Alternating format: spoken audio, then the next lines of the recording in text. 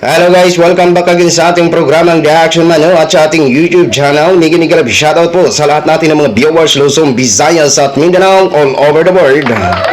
Welcome back naman sa ating panibagong video, panibagong reaction. So, i-share ko lang ho sa inyo ito mga ka-action, mga kakampeng. Alam po natin na hindi naman tayo pinagbabawalan o hindi inaalis sa atin kahit sinong opisyal na nakaupo ang mag-boses o mag-criticize sa kanila. Basta related lang sa kanilang trabaho, etc. Okay? Ayan. So, alam naman po natin na ang mga DDS vlogger, matindi ho sila kung mambabatikos. Okay? Pero, nakakahiya kasi kapag binatikos mo ang isang opisyal, tapos ipamukha sa iyo ng isang opisyal kung ano nga ba ang kanyang mga nagawa. 'Di ba? Nakakahiya po 'yun. Kung 'yun yung magiging balik sa iyo. 'Di ba? Halimbawa, i-criticize mo ang isang opisyal na ganito, ganyan, walang ginagawa, walang silbi, etc., etc. Tapos, buweltahan ka ngayon ng isang opisyal kung ano ang kanyang ginagawa sa kanyang distrito o ginagawa sa ating bansa. Nakakahiya po yun kung mapanood. Tulad nito po sa ginawa ni Attorney Mig Nograles, isang congresswoman, no? So, kilala ho natin ito si Mig Nograles na sa Davao is talagang magkakalaban ho ang mga Duterte kag Nograles sa buhay politika. Sa buhay politika lang po ha. Okay? So, may mga vloggers na mga DDS na kung saan nga panay ang batikos nila dito kay Mig Nograles at eto na po, mukhang pinamukha sa kanila ni Mig Nograles ang ginawa ni Mig Nograles, kung ano ba ang mga batas, kung ano bang mga nagawa na sa kanyang mga kababayan. O, ito po, mga ka-action. Courtesy po kay Attorney Mig Nograles. Please allow me to use for informative purposes only. Thank you so much, Congresswoman Attorney Mig Nograles. Ito po. O, kilalanin nyo kung sino itong mga vloggers na ito. 2024 was the best year for my career. Kapal ng mukha mo, Nograles. Attorney Mix Nograles, Suarasug Media Corp, SMNI. Namamalimos itong si Migs Nograles. Congressman Nograles ay nautal-utal. The Migs Nograles mentioned by the District Coordinator ng PBA Party List. Yes.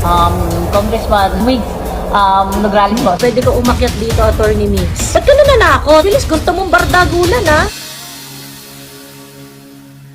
Well, yes, because even if all that happened, this happened too. Dagang salamat, Attorney Migs Nograles. Salamat sa paghatag kong wheelchair sa akong nanay. Kaya ang gihatag akong kalambuan para sa among barangay Malabog. Na-attend ko sa TESDA sa isa ka scholar. Kay tungod ani kaning oportunidad nakatuon ni og panahi. Nabang sa akong dialysis assistance. Hospital bill sa ako ang asawa. Dako kay nako ni natabang sa akong pamilya. kayahang gihatag nga kayuhan. Dako kayong tabang para sa amo na number 1 nga nasunugan mi. Punta magpadayon mo sa pagtabang sa mga tao. Plus, we were able to pass all these laws. Anti-Agriculture Economic Sabotage Act, Anti-Financial Account Scamming Act, Enterprise-Based Education and Training Act, Academic Recovery and Accessible Learning Program Act, the Tatak Pinoy Act, with 163 bills filed in Congress like the Anti-Kamote Driver Act, Davao Light Expansion, 67 House Resolutions, plus our promotion from Assistant Majority Leader to Deputy Majority Leader, and a member of the Young Guns of the 19th Congress. At sa totoo lang, I would still say this was the best year for my career even if all that bad happened. Kasi so far, mas marami tayong nagawang good, more than ever before. Because this is not about doing things to be seen. It's about seeing What needs to be done and actually doing the things that need to be done. Plus, when I stopped looking for love, well, love found me instead. But that's a story for another day. So in 2025, find the purpose bigger than yourself. And on the hard days, you'll remember it's not about you, it's about the good that you can do. Mig Nograles. Si Attorney Migs. Congresswoman Attorney Migs Nograles. Amping kanunay! So yun na ho. Napanood na po natin mga ka-action, mga kakamping. O ano ngayon mga DDS vloggers? Ang kilala ko lang dyan, si Bisdak Philippines, si Boss Dada na tinatawag nila. At saka yung isa, hindi sa akin pamilyar yung iba, mga ka-action, mga kakamping. Basta kilala kong mukha ng isang babae na bakit ka galit? Di ba? Alam nyo mga ka-action, mga kakamping, sa ngayon, wala po akong nalalaman o wala po akong nakikita o wala po akong napapanood na ito si Attorney Mig Nograles, si Congresswoman, ay may mga aligasyon regarding sa mga illegal activities o nasasangkot sa mga corruption. Wala po akong nababalitaan sa ngayon. Sa ngayon po, ha? Ayan. So, napakaganda po yan na minsan ipakita ng isang opisyal ang kanilang ginagawa sa mga nambabatikos sa kanila. Kumbaga, ito ay parang sampal sa kabila ng kanilang paninira. 'Di ba?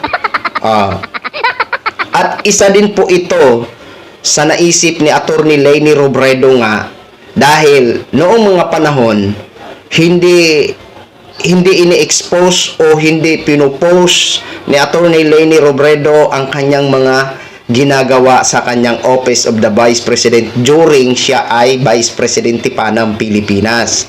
So later on niya na po ito nalaman, natapos ng eleksyon, na ngayon na kumbaga naisip niya na kailangan din pala ang social media. Dahil ang labanan ngayon, social media. Totoo po yan. Diba? Totoo po yan. Kailangan anuman ang ginagawa mo, kapag ikaw ay public servant, kailangan mo talaga i-post o ibalita para malaman ng mga ayaw sa'yo. Na kumbaga, magiging, yan ang magiging counterpart sa mga mali nilang pambabati ko sa'yo, na kesyo wala kang ginagawa. So, makakatulong po ang social media na kung may ginagawa ka, i-post mo yun, at dahil yun po yung panangga sa kabila ng paninira sa mga taong ayaw sa'yo. Kaya napakaganda po ito, no? So, yan po ha, mga ka-action, mga kakamping. Alam naman natin na tumutulong din tayo kay Attorney Leni Robredo sa pamamagitan ng pagbigay ng magandang reaksyon sa kanyang mga magagandang ginagawa. At sa atin din, binibigyan din po natin ng papasalamat itong mga opisyal na gumagawa ng tama, tumutulong ng tama, like Attorney Mig Nograles at iba pang mga opisyal. So, tayo po ay tinitingnan po natin ang mga opisyal na gumagawa ng tama. Kung mali na po sa ating paningin, hindi po maalis sa isipan natin ang punain o batikusin sila, dahil karapatan po natin yon. Dahil tayong taong bayan, tayo ang boss, tayo ang nagpapasweldo sa kanila. Kaya karapatan natin ang magboses sa sino mang nakaupo sa bansa natin. So yun lang ho mga ka-action, share ko lang ho sa inyo. Maraming salamat po sa ating mga viewers Luzon, Visayas at Mindanao all over the world. Ako po ang inyong lingkod, si The Action Man. Good evening everyone. Beautiful.